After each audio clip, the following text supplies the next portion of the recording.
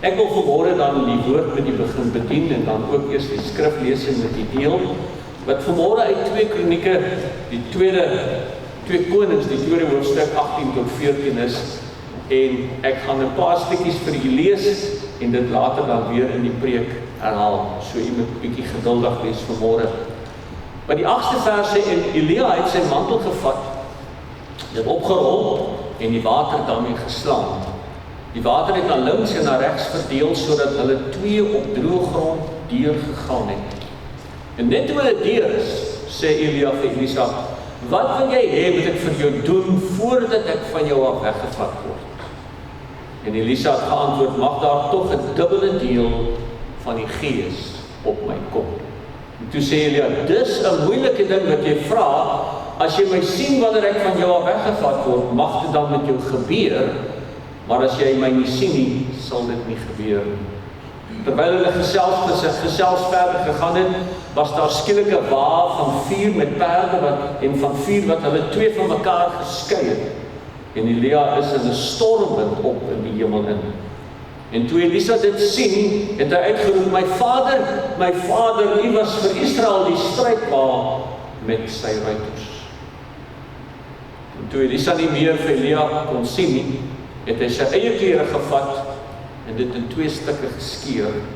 En nou die mantel wat Elia afgeval het, het hy opgetel en weer die wal van die Jordaan gaan staan. En hy het met hierdie mantel wat van Elia afgeval het, op die water geslaan en gesê, waar is die Here, die God van Elia? Waar is hy? En toe Elisa die water slaan, het dit na links en na regs verdeel, sodat hy kon deurgaan. Interessant die waagmoedigheid van die student, wanneer dit kom by die leermeester. Ek wonder baie keer, of ons nie, wanneer ons, en ek wil dit gebruik in die grootste respek wat daar is, wanneer ons die Here toets, of ons op 'n stadium kom waar ons dink, gaan dit nou gebeur, of gaan dit nou nie gebeur? En ek wil myself in die gemoed van Elisa sit, en hierdie kleed optel, en na hierdie Jordaanrivier kyk, en dink, sal ek dit doen, of sal ek dit nie doen nie? My gevoelens, ek weet nie, die Bybel sê dit nie so, ek wil nie goed in sy hart inlees nie. Maar, toe het deurgeloop het, en die wa van vuur en perde gekom het, en daar 'n skeiding tussen hulle, is Elia in hierdie storm warrelwind opgeneem.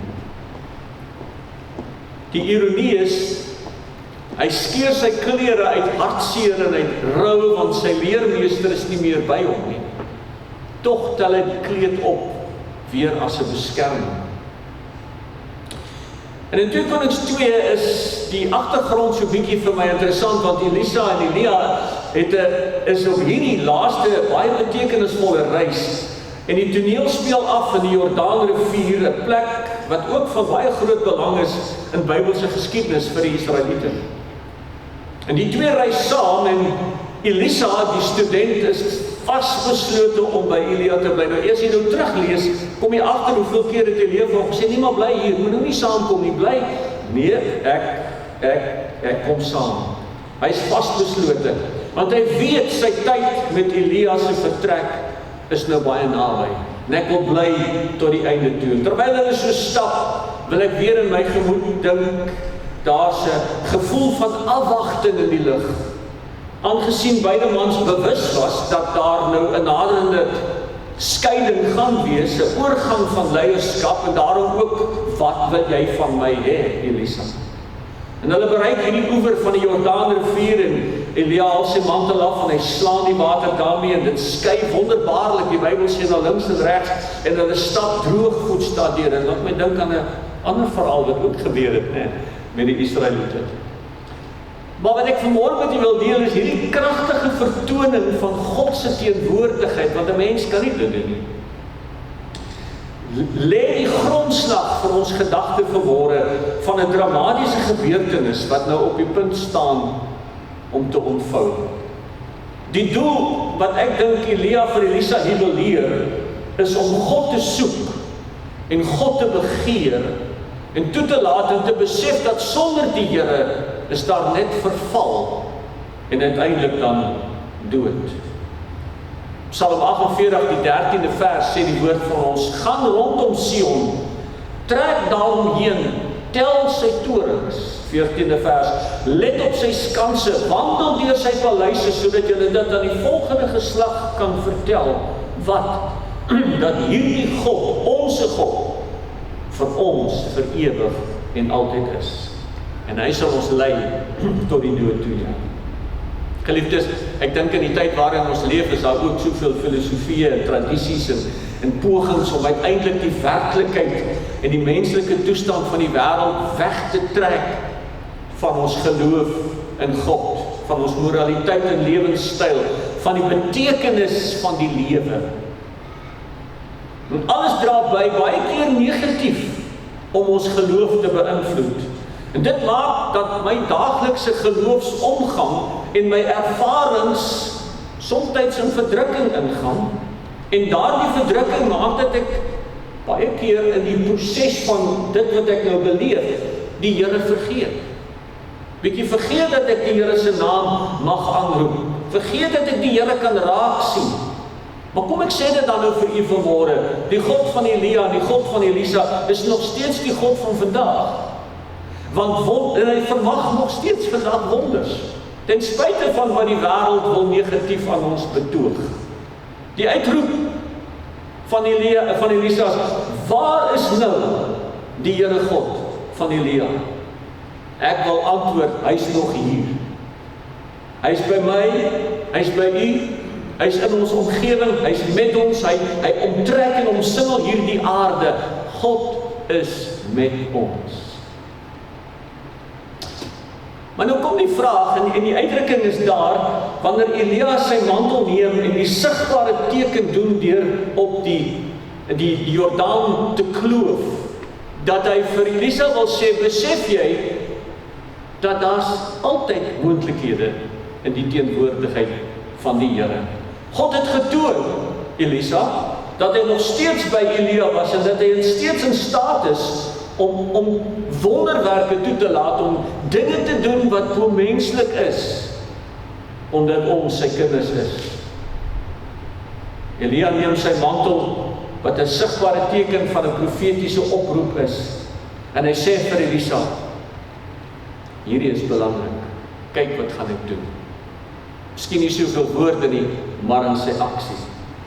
En God toon vir Elia en vir Elisa, dat hy's nog steeds daar, die ongelooflikheid van die rivierkloof en deurstap ander kant toe.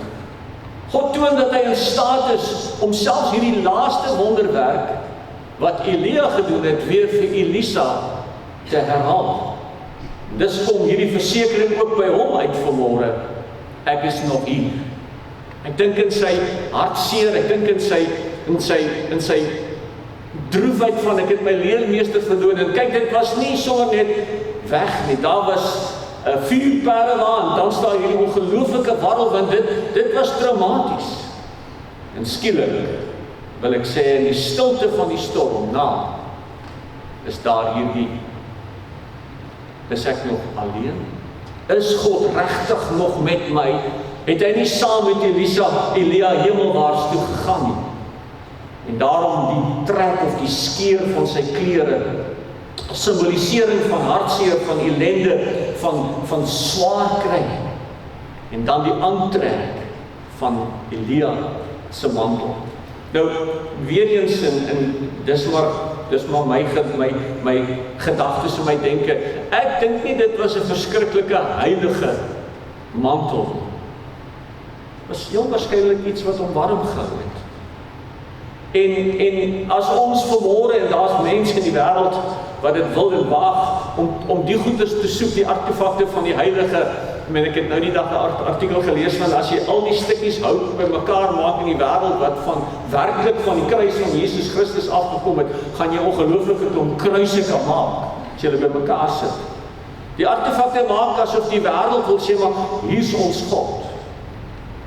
Maar Elisa trek hierdie mantel aan en glo dat die Here God met hom is, nie in die mantel nie. Hierdie gesag simboliseer deur Elisa se mantel 'n Godgegewe amp, want dit was 'n mantel wat hulle herken het as Elia. Heel waarskynlik 'n profetiese teken daaraan ook verbonde. En nou gaan ek dit gebruik. God gaan nou vir my die krag gee. En ek wil vanmôre met u deel deur te sê, wanneer ons dit doen, dan en ons besef hierdie aanvaarding van die ampt, dan staan 'n paar goed wat gebeur. Elia gee oorgang van leierskap aan Elisa. Hy vaar hemel toe en hierdie wonderwerk berei 'n profetiese mantel voor sodat Elisa dit kan erf. Tweedens, geloof in aksie. Elia gebruik God en nou moet Elisa God ook gebruik. Hierdie wonderwerk moet as gevolg van 'n gehoorsaamheidsstap gebeur, nie andersom nie. Daar gaan nie 'n wonderwerk wees en dan is ek gehoorsaam nie. Ek moet eers gehoorsaam wees en dan die wonderwerk. God maak 'n pad. God maak vir ons 'n pad. Die geskeide waters wys dat God hindernisse verwyder. Sy doel is dat hy wil hê ons moet saam met hom die pad stap. En waar ek nie meer kan nie, 'n herinnering aan vroeër oorsteek van die geskiedenis van Israel, sal hy saam met my daardeur beweeg. Ek het net nog gesê, dis wel 'n ou mantel, maar wat in geloof gebruik word, is dieselfde God se teenwoordigheid. Die krag van God is nog altyd daar en dit sal altyd daar wees. Psalm 54, die 6de vers sê God se woord, kyk, God is my helper. Dit is die Here wat my siel ondersteun. En ek het so 'n bietjie gaan loer in die Lewende Bybel en hy maak hierdie stelling. Hy sê, maar vir my help God altyd. Is dit nie mooi nie? Altyd. Die Here hou my lewe in stand. Waar is die God van Elisa? Die Here hou my lewe in stand. So kom ons verander vanmôre die vraag, kind van die Here, na 'n gebed. In plaas van waar, kom ons sê, die God van Elia is die God van Elisa, maar is die God ook van my lewe. En dis vir my belangrik dat u dit vanmôre sal doen. Die vraag word beantwoord. Die God van Elia leef nog. Hy leef. Elia het hom vertrou, ek en u moet hom vertrou. Dit maak dat ons kan vas staan en weet dat wanneer ons by daardie deur uitbeweeg en ons hier in die straat afry en wat ook al met ons gebeur, die Here God lewe. Hier is ons geleentheid, geliefdes, om die Here te vertrou, om ook vir die wêreld te wys dat soos hy vir Elia en Elisa voedsel voorsien het, vir die weduwee lewe geskenk het, gesorg het soos Elia deur die lewe gegaan het en sy bediening beoefen het, so wil die Here dit ook vir u en ek doen. Die 33ste Psalm 18de vers sê, kyk, die oog van die Here is op die wat hom vrees, op die wat vir sy goedertierenheid wag. Nou die vrees is nie soos bangvrees nie, maar is respek en eerbetoning en waardering vir hom. So hier is ons geleentheid, kind van die Here. Kom ons vertrou die Here. Ons kan ook Elia en Elisa se geloof ervaar, ons kan. Maar alles hang van die suiwerheid van ons harte af. Nie net suiwer van hart nie, maar ook ons geestelike lewe wat vir ons beplan en bepaal is deur God se woord. Hebreërs die 10de vers, die 10de hoofstuk, die 21ste vers tot en met vers 23 sê, en terwyl ons hom ook as hierdie groot hoëpriester oor die huis van God het, laat ons tot God nader met 'n opregte hart, met volle geloofsversekerdheid. Ek sien vir Elisa hierso wanneer hy daai mantel so vat en hy wil hom bring. Volle geloofsvertrouheid. Ons harte is immers gereinig van 'n skuldige gewete en ons liggame is gewas met skoon water. Laat ons styf vashou, sê die Lewende Bybel, aan die hoop wat ons bely, want God is getrou, hy doen wat hy beloof het. Ek dink dis die antwoord op waar is die God van Elia. Hy doen wat hy beloof het. Jy sien, die tweede vraag word beantwoord, die God van Elia leef nog, want God se kinders word nie deur God verlaat nie. Hy sal altyd die gebed van sy kinders hoor, in 'n dorstige land sal hy hulle seën, in die midde van 'n ongelowige wêreld staan ons en ons sê vir die wêreld, ons ken die God van Elia. En ons ken hom nie net daar teen 'n plakkaat of in 'n kerkgebou nie. Kyk na my lewensstandaard. Kyk in die midde van hierdie ongelowige wêreld, hoe dat ek nie my knie voor Baal sal buig nie, maar sal sê, die Here is my God. In die warrelwind van die wêreld en sy oorvloed van gelowe en sy oorvloed van filosofie, is daar 'n sterk oorweldiging in jou en my hart om te sê, ek glo God. Die 17de hoofstuk van 1 Koning 16, die meel in die pot het nie opgeraak nie. En die olie in die kruik het nie minder geword nie, volgens die woord van die Here, wat hy deur die diens van Elia gespreek het. Geliefdes, by God werk alles nog reg. Dit werk reg. Elia se mantel is 'n nalatenskap vir Elisa. En alhoewel dit opsigbaar heel waarskynlik geen geringe waarde het, behalwe dat dit erken word of raak gesien word as die mantel, sien ons die opvolging van God se gees, hoeveel meer werd in die as duisende pond goud en silwerstukke, wanneer die Here in jou lewe instap. Elisa hou hierdie mantel gereed. Hy neem die verantwoordelikheid op. Dis nie 'n heilige reliek nie. Dit moenie aanbid word nie. Maar dit is 'n betekenisvolle kledingstuk om te dra, en dit is 'n beloning vir sy eie klere, wat hy dan ook geskeur het. Ja, geliefdes, ons sal ook teëspoed en boosheid in hierdie generasie ervaar. Ek het in die voorbereiding van hierdie woord so weke wat terug, toe is dit net in die middel van die oorlog wat nou daar in die Midde-Ooste aangaan, toe besef ek weer eens hoe die wêreld nou gaan begin rondgryp na alles, en in alles iets soek, om 'n profetiese waarheid te soek, of die gulsigheid van die mens wees om nou net vir myself te sorg. Maar lees gerus in 1 Konings 18, Elisa en sy onderhandeling met koning Agab. Dan kom jy agter die hele episode met die droogte en die uiteindelike verlossing deur die reën te voorsien, is maar weer eens die waagmoedigheid van ons as gelowiges om uit te staan en te sê, maar doen wat julle wil. Die God van Elisa en Elia is nog steeds my God. Hy leef in my hart, ek vertrou hom, al is daar 'n hele wêreldse weerstand teen my, sal ek nog steeds die oorwinning in God ervaar. So, wat ek vanmôre wil sê is, kom ons staan op en word die spreekbuis vir God. Ja, God kan vir hom praat en hy doen. Maar kom ons wees die spreekbuis. Diep in jou hart moet ek en u weet dat hy lewe en hy 'n werklikheid is en dat hy dan in ons hart en in ons lewenstyl uitgeleef word. Vir Petrus is hierdie so waar, want terwyl hy daar in die tronk sit, hoor hy die kraak en die steun van hierdie ongelooflike groot gevangenispoorte wat so oop skanier. En weer eens my stoutigheid, ek wonder of hy geloer het om te kyk na wat doen die wagte nou, en daar's nie 'n wag in sig nie. Die lê heel waarskynlik in slaap. Petrus verlos. Paulus, wat op Damaskuspad met die Here Jesus ontmoet op so 'n manier dat hy vir jou kan sê, en vir my vanmôre kan sê, God lewe, die God van Elia is ook my God vanmôre. Kom ons staan vas en ons weet dat die wêreld ons uitdaag. Net soos Elisa uitgedaag het, so wil die wêreld ons ook uitdaag. Johannes ontvang die openbaring. Paulus skryf vir ons die evangelium, gee vir ons die geskiedenis van die Nuwe Testament. My vraag aan u vanmôre is, wat gee God vir u? Want hy gee vir u iets.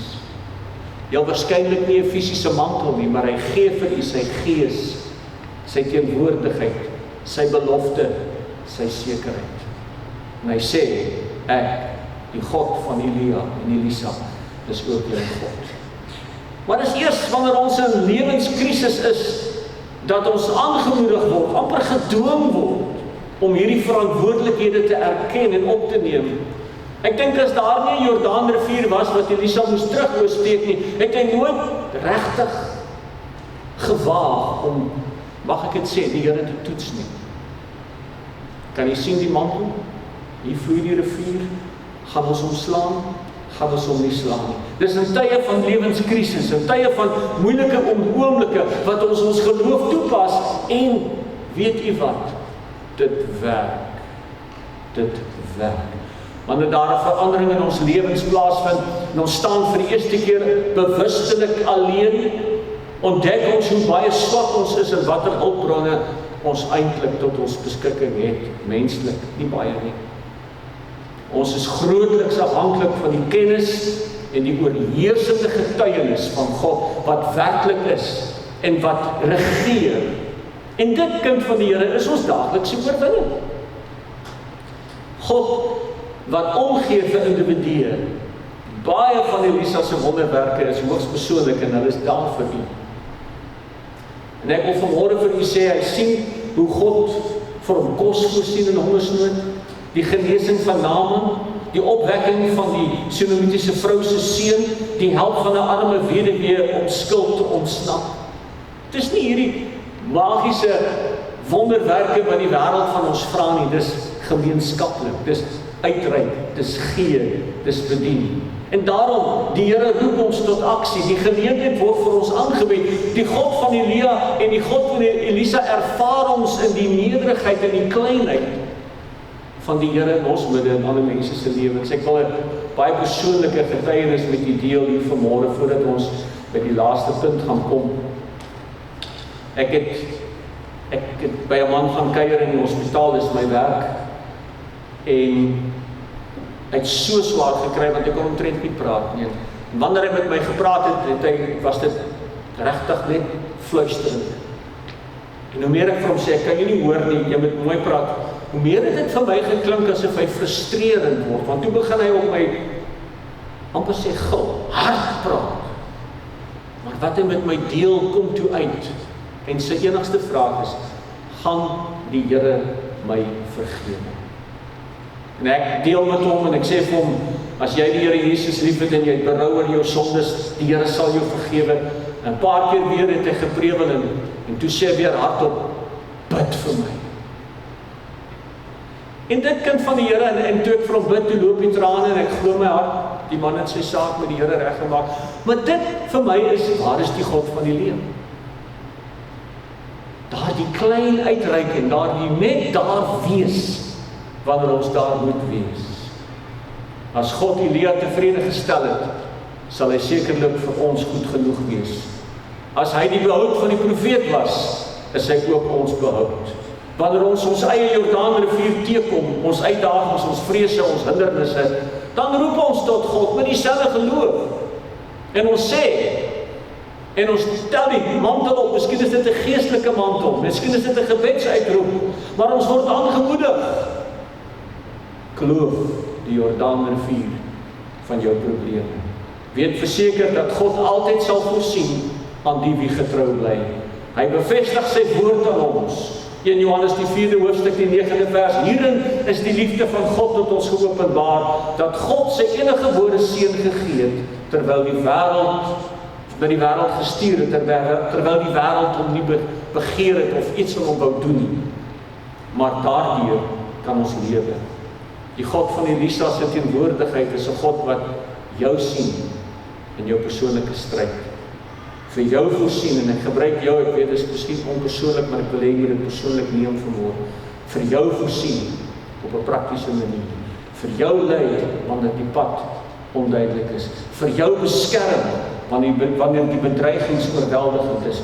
In gewone oomblikke ontskep in 'n ontmoeting met sy teenwoordigheid by 'n hospitaalbed, klinies, waar 'n man amper op sterwe is.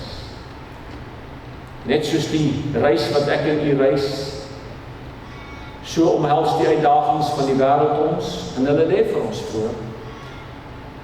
Maar wees soos Elisa, loop die pad met moed en gehoorsaamheid, terwyl jy weet dat die onbekende groot moontlikhede inhou. My vraag aan u vanmôre is, sal jy opstaan en vir elke geleentheid wat jou pad langs kom, jou geloofsvolle reis aanpak, deur te sê, ek weet, die God van Elia lewe en is in my teenwoordigheid met my. Amen.